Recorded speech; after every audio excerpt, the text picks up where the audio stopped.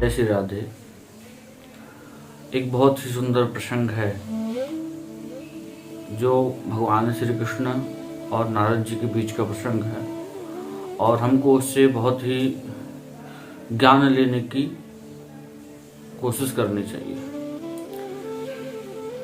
एक समय भगवान श्री नारद जी ने और श्री कृष्ण से कहा कि हे कन्हैया, आपके भक्त भी बहुत बड़े बड़े अजीब होते हैं, पर आप सफर अपने अनुसार ही कृपा करते हैं।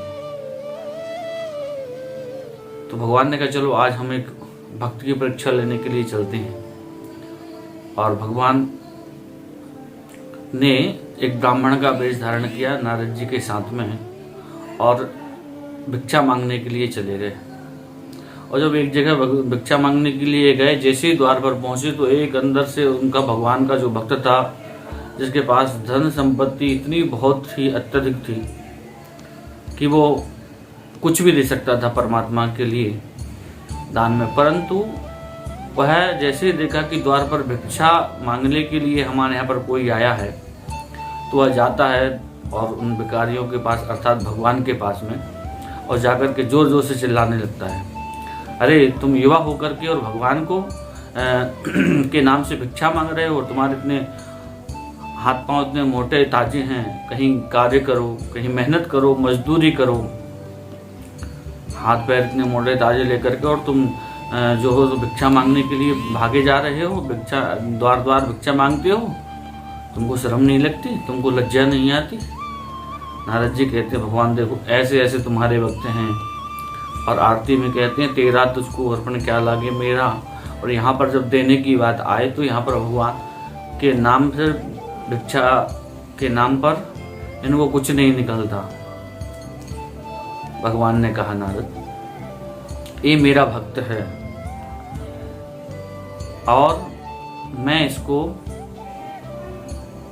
इतना कुछ ऐश्वर्य दे चुका हूँ, इसके बाद भी इसके पास दान के लिए कोई वस्तु मेरे निमित्त नहीं निकलती है। और वहां से वह व्यक्ति जिसके दरबार पर भगवान और नारद जी साधु के रूप में उपस्थित हुए थे भीख मांगने के लिए, दान मांगने के लिए, वह व्यक्ति भगवान को, नारद जी को वहां से और जो है बिना कुछ दिए और लौटा देता है।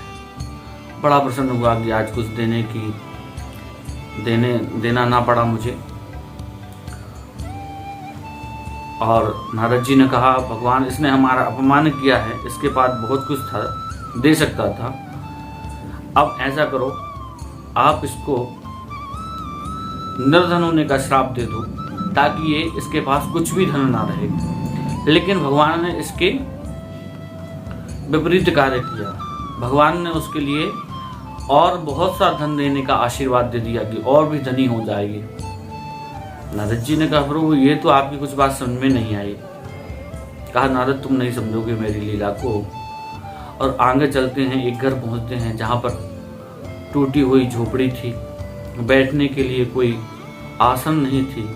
एक बूढ़ी माँ जो है परम भक्त थी भगवान की, और भगवान जी के लिए जब देखा कि भिक्षा के लिए साधु आए हैं, वह बूढ़ी माता के पास एक गौ माता थी और उस गौ माता से सेवा करती थी, भगवान का भजन करती थी निरंतर और अपना जीवन यापन करती थी। अति निर्धन वह बूढ़ी माँ का स्वभाव देखिए, उसका प्रेम देखिए, वह अतिथि सेवा भी बहुत अच्छे से करती थी। एक दिन जब उस समय जब भगवान पहुंचे नारद जी के साथ, तो बूढ़ी माता ने गौ माता के दूध को जो है और नारद जी के लिए और भगवान के लिए जो साधु रूप में बैठे हैं उनके लिए सेवा में अर्पित किया। और सेवा में अर्पित करने के बाद में वह भगवान से कहती है कि हे साधु महाराज मेरे पास तो देने के लिए कुछ नहीं है, सिर्फ मेरे पास तो जो है आपके लिए गौ माता का सुंदर दुग्ध है, आप इसका पान करिएगा। भगवान और नारद जी बड़े प्रसन्न हुए।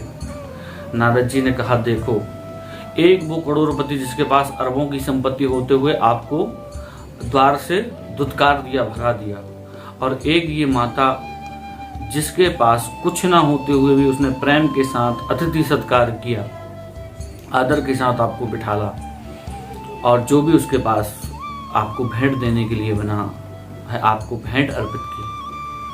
नारद जी कहने लगे, प्रभु इस माता के लिए तो आप बहुत ही धन संपत्ति का आशीर्वाद दीजिए,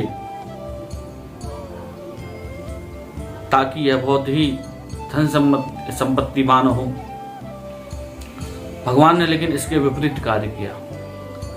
भगवान ने जो गोमाता थी और कुछ समय में उसको मरने का बोल दिया कि यह गोमाता कुछ समय पश्चात और अपने स्टेज को छोड़ जाएगी। नारद जी कहने लगे, प्रभु आप बड़े अजीब व्यक्ति हैं।